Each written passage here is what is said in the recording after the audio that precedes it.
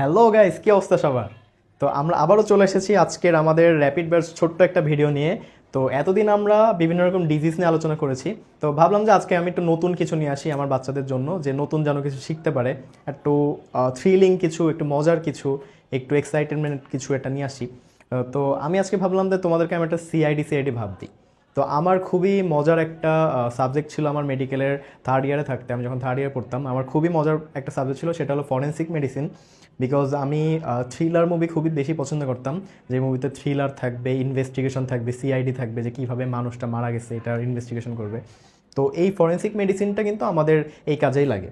তো আমাদের যে ফরেন্সিক মেডিসিন, এখানের মেইন কাজ হলো একটা মানুষ মৃত্যু হয়েছে, অস্বাভাবিক মৃত্যু, নট স্বাভাবিক মৃত্যু, অস্বাভাবিক যে কোনো একটা মৃত্যু হয়েছে, মৃত্যুটা কেন হয়েছে, কখন হয়েছে, কীভাবে হয়েছে, এইগুলো নির্ণয় করাই হলো আমাদের মূল উদ্দেশ্য এই ফরেন্সিক মেডিসিনের। তো এইখানের মেইন যে মেকানিজমটা সেটা হলো অটোপসি। এখন আমরা বুঝবো যে অটোপসি জিনিসটা কি। অটোপসি জিনিসটা কি, এখানে দেখো দুইটা ওয়ার্ড আছে, একটা হলো অটো, একটা হলো ওপসি। ওকে, এখন এই অটোপসি মানেটা কি? এই অটো মানে নিজে, নিজে মানে অটোমেটিক্যালি, আর এটা হলো দেখা। অপসি মানে হলো দেখা। কি দেখা? একটা মানুষের মৃত্যুর কারণ দেখা, নিজের চোখে দেখা, মানে ডক্টররা নিজের চোখে একটা মানুষের মৃত্যুর কারণ দেখবে। তো এইখানে এই যে ফরেন্সিক মেডিসিন, এখানে ডক্টররা কোনো রোগীর রোগকে নির্ণয় করে না, কোনো রোগ সারে না, এদের ডিল হয় সবসময় মৃত মানুষের সাথে।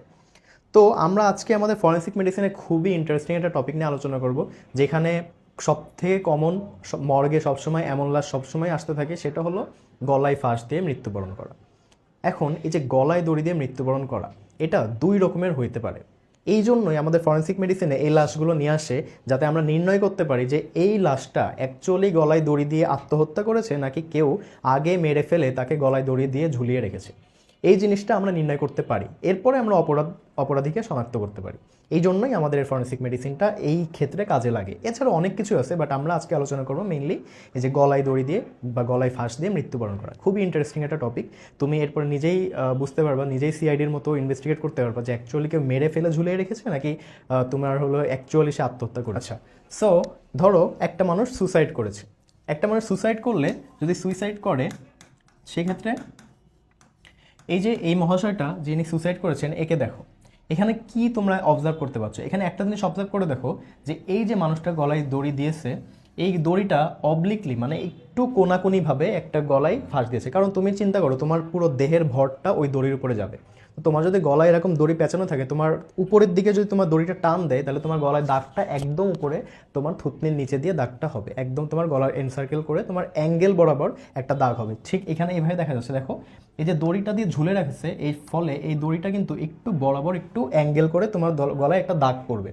কিন্তু যদি তোমাকে কেউ মেরে ফেলে, গলায় দড়ি দিয়ে চেপে মেরে ফেলে, সেই ক্ষেত্রে তোমার কিন্তু কেউ উপর দিয়ে টানে না, সবাই কিন্তু একটা গলায় দড়ি এরকম একটা যে সোজা গলা থাকে, তাহলে কিন্তু এই সোজাসুজি দড়িটা টান দেয়। সো এই দড়িটা কিন্তু উপরের দিকে যাওয়ার কোনো সুযোগ নাই, এই দড়িটা সবসময় গলার মাঝখান বরাবর থাকবে, এবং এই প্রেশারটা অনেক বেশি দেখা যাবে। কারণ একটা মানুষকে মেরে ফেলতে হলে তাকে কিন্তু অনেক জোর করে চেপে মেরে ফেলতে হয়। সো প্রথমত এই জিনিসটা আমরা বুঝলাম, যে গলায় দড়ির দাগটা দেখে আমরা বুঝতে পারবো যে সে অ্যাকচুয়ালি সুসাইড করেছে, নাকি তাকে গলায় দড়ি দিয়ে মেরে ফেলেছে।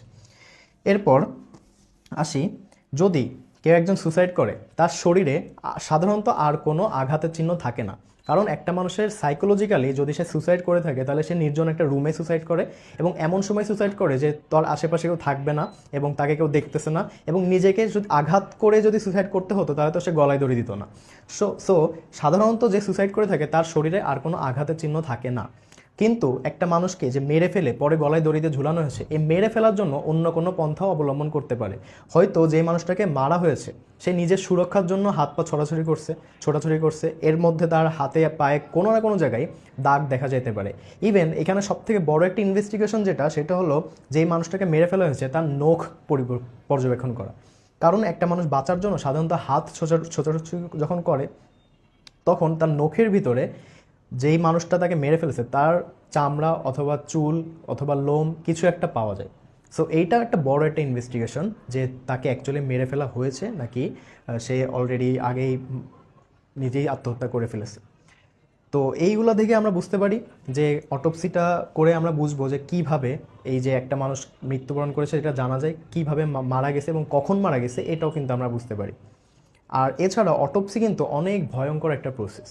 অনেকেই আমরা একটু ডিপ্রেশনে গেলে কি হয় যে গলায় দড়ি দেওয়ার কথা চিন্তা করি, কিন্তু কেউ যদি নিজের চোখে, আমাদের মতো কেউ যদি নিজের চোখে নিজে একটা অটোপসি দেখা হয় যে এটা কতটা ভয়ঙ্কর এবং এই লাশটার সাথে কি করা হয়, কেটে ছিঁড়ে একেবারে আলাদা করে ফেলা হয়, একটা সুস্থ একটা সবল মানুষ একদমই সুন্দর একটা দেহকে একদম কেটে ছিঁড়ে আলাদা করে ফেলা হয়, এই ভয়ঙ্কর দৃশ্য দেখলে কেউ আর সুসাইড করার কথা চিন্তাও করতো না। তো আজকের আমাদের এই ভিডিওটা এই পর্যন্ত, দেখা হবে আমাদের নেক্সট কোনো ভিডিওতে।